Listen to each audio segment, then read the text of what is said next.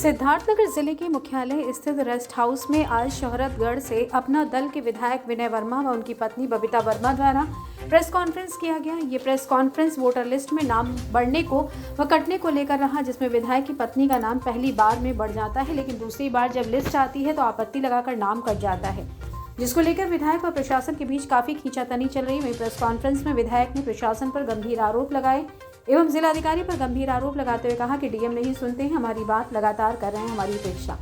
बढ़नी नगर पंचायत के ward number 6 में पहली बार लिस्ट जारी हुई तो उनमें उनकी पत्नी का नाम था, लेकिन दूसरी लिस्ट आई तो आपत्ति लगाकर नाम काट दिए गए। मामले में विधायक ने कहा कि उन्होंने एसडीएम को सारे दस्तावेज दिए हैं, जिसके बाद भी उनकी पत्नी का नाम वोटर लिस्ट में नहीं बढ़ रहा है। इसके अलावा राहतगढ़ विधायक ने बढ़नी नगर पंचायत में 600 लोगों की दोहरी नागरिकता की शिकायत डीएम से की है, जिसको लेकर अभी तक कोई कार्रवाई नहीं हुई है। वहीं विधायक की पत्नी बबीता वर्मा ने कहा कि एक महिला को वोट डालने से वंचित किया जा रहा है। वहीं विधायक की पत्नी ने डीएम पर आरोप लगाते हुए कहा कि अगर बढ़नी नगर पंचायत की वोटर लिस्ट में उनका नाम बढ़ता है तो डीएम द्वारा ये कहा गया कि वहां दंगे हो सकते हैं। इसके अलावा शोहरतगढ़ एसडीएम के पास दस्तावेज को लेकर जाने पर उन्हें बैठे नेता को नहीं कहा गया, जिसको लेकर भी विधायक की पत्नी ने शोहरतगढ़ एसडीएम पर आरोप लगाए हैं। वहीं आरोपों के बारे में जिलाधिकारी संजीव रंजन का कहना है कि विधायक विनय वर्मा ने मुझसे लिखित में कोई शिकायत नहीं की, अगर करते हैं तो उसका निस्तारण किया जाएगा। और वोटर लिस्ट में नाम काटने का जहां तक मामला है, कोई घर किराए पर सिर्फ ले और वहां पर निवास न करे, उसका नाम वोटर लिस्ट में नहीं जोड़ा जा सकता। जो भी हुआ वो राज्य चुनाव आयोग की गाइडलाइन के हिसाब से हुआ, किसी से मेरी कोई दुश्मनी नहीं, मैं किसी का नाम काट दूं। विधायक ने जो आरोप लगाए वो निराधार है। कल वीडियो भी वायरल हुआ, आपकी पत्नी धर्मपत्नी जो है इनका वोटर लिस्ट में नाम जो है वो नहीं शामिल हो पा रहा, पूरा मामला क्या है?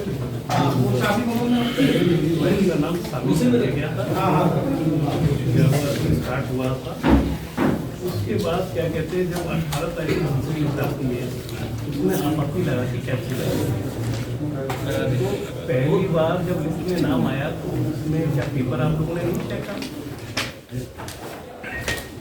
ये बात आ रही है कि शायद आपने शिकायत भी की थी, और जो आधार जो बनाया जा रहा है, जो आधार बना के आपकी वाइफ का नाम जिस तरह से बातें आ रही है काटा गया है, तो उस आधार पे आपने डीएम साहब से कुछ दस्तावेज भी आपने दिए थे?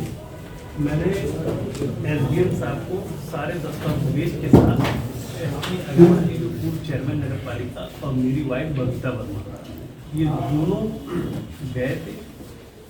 एसडीएम साहब ने अपने केबिन में एक दिन पहले तो नहीं मुलाकात की, दूसरे दिन गए तो फिर उन्होंने साइन करवाए और सामने साइन करवाए सारे, जिसमें एक विधायक आपसे कह रहा है जिनको सामने एसडीएम को पता रहना चाहिए, मेरे विधानसभा है, एक समान कोई व्यक्ति है, चलो ये तो मेरी धर्मपत्नी है, किसी का भी कोई जाए और आपके केबिन में भीड़ भी नहीं हो तो एक आपको एक आदमी को बैठा के एक सम्मान देना चाहिए। कोई भी महिला, कोई भी जेंट्स, आप जैसे व्यक्ति के आपका भी परिवार हो सकता है।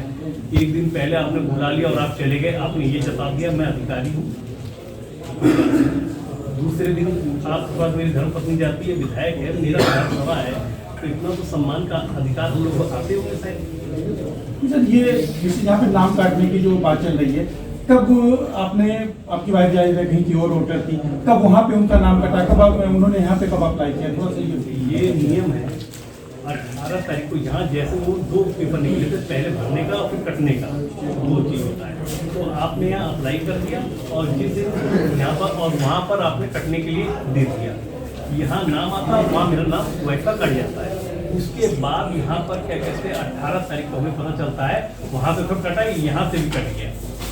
तो वो जो आपके नाम कटे तो उसके डॉक्यूमेंट्स आपने डॉक्यूमेंट आपको मैंने तमाम जितना भी यहाँ पर प्रेस मीडिया है, भाई बंधु, सबको मैंने एक सेट दे दिया, आप उसको दिखवाएंगे तो हर नियम, हर कानून का सारा चीज़ लगा है, नियम के साथ, बिना नियम के कोई पेपर मैंने नहीं लगाया। मैं एक चीज़ आता आपसे जानूँ कि आपने इसे कहा कि 600 करीब ऐसे लोग हैं जिनके पास दोहरी नागरिकता और उनका नाम शामिल है, इसकी जानकारी आपने दी थी क्या उस पर डीएम? मैंने आपने बड़ी सवाल उठाया ये वाला, ये जब मेरी वाइफ का बना था उसी समय ये मेरे क्षेत्र के लोग कंप्लेन लेके आए।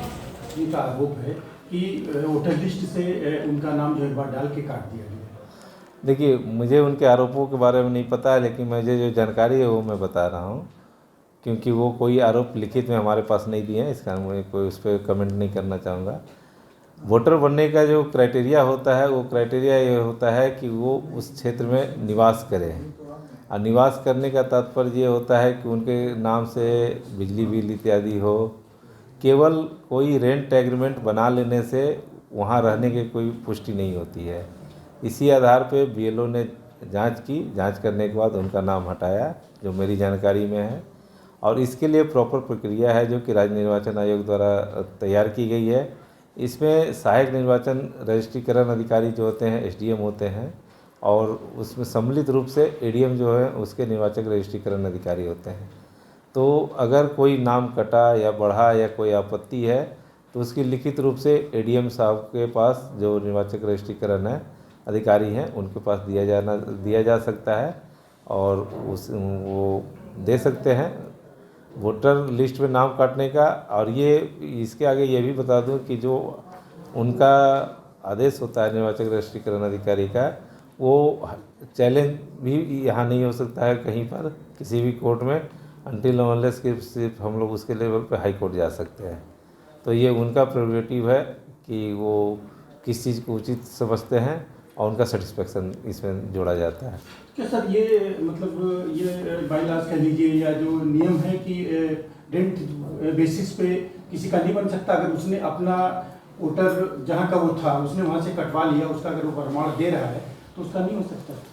मैं इसमें बिल्कुल जो रजिस्ट्रेशन ऑफ वोटर्स है उसमें बिल्कुल स्पष्ट इस चीज़ को लिखा हुआ है कि केवल कोई घर को रखने से, जैसे मान लिया आपने कोई घर खरीद के किसी क्षेत्र में रख लिया है, तो वो कोई आपका आधार नहीं बनता है कि वहाँ के आप वोटर बनेंगे। जब तक कि आप वहाँ पर समान रूप से निवास नहीं करते हैं तब तक ये नहीं हो सकता है।